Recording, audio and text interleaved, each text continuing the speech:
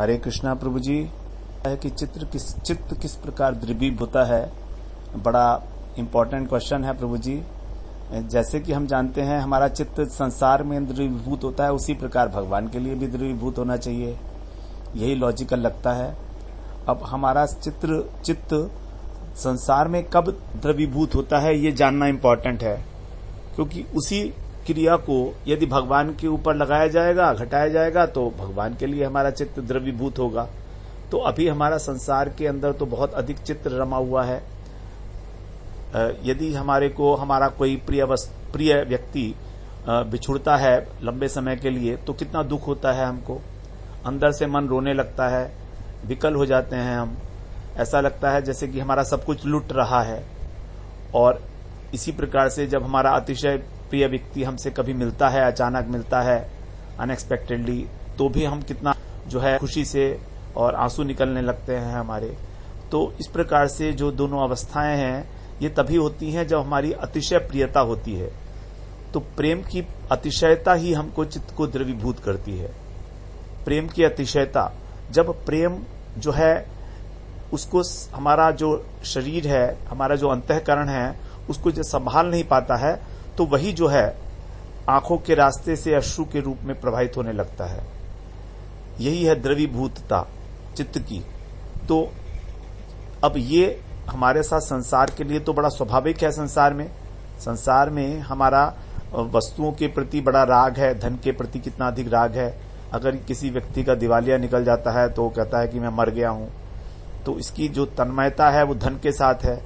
अगर किसी का पति, किसी की पत्नी या पुत्र वगैरह इत्यादि मर जाते हैं तो हम लोग कितना बिलख बिलख के रोते हैं। तो ये द्रवीभूतता है हमारी। तो संसार के अंदर भी हमारा जो चित्त जो है विगलित होता है और हमारे अश्रु निकलने लगते हैं।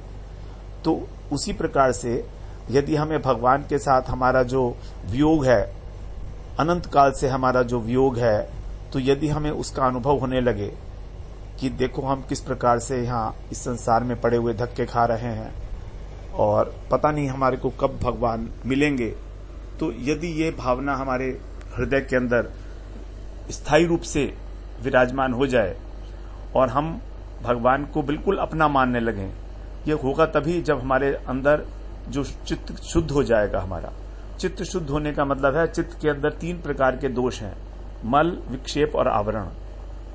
मल, विक्षेप और आवरण शास्त्रों में 3 प्रकार के दोष बताए गए हैं, जो क्रमशः सत्व, रज और तम से मिलकर बने हैं।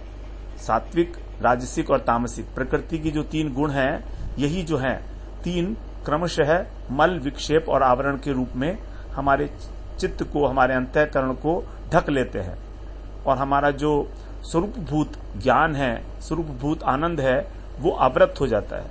हम भूल जाते हैं अपने स्वरूप को कि हम कौन हैं।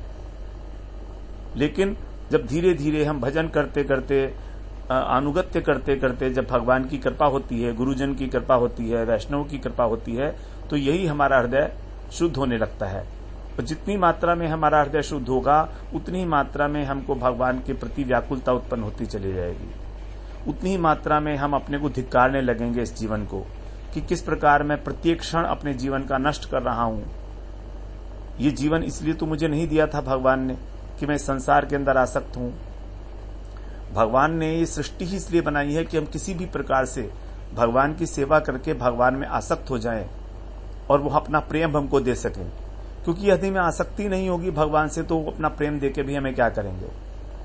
प्रेम तो तभी देंगे ना हमको, व्याकुलता तो हमको तभी होगी ना जब हम भगवान को अपनी सबसे बड़ी ऊंची प्रायोरिटी रखेंगे। तो प्रायोरिटी देने का सवाल है, प्रश्न है कि जीवन में हमने किसको प्रायोरिटी दे रखी है।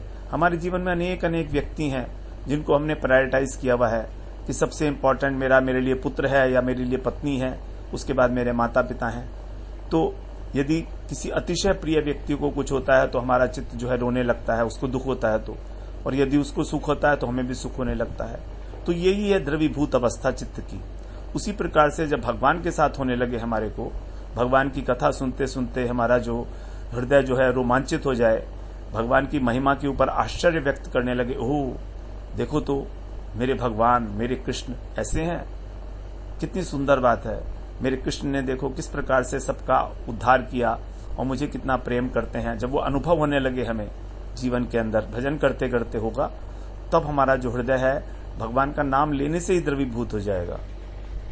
तो जब द्रवीभूत हो जाता है तभी चित्त जो है भगवदाकार होता है, तभी हमारी वृत्ति जो है भगवदाकार हो जाती है और हमारी सारी इंद्रियां स्वभावतः कृष्ण की सेवा में नियुक्त हो जाती हैं। हरे कृष्णा प्रभु जी।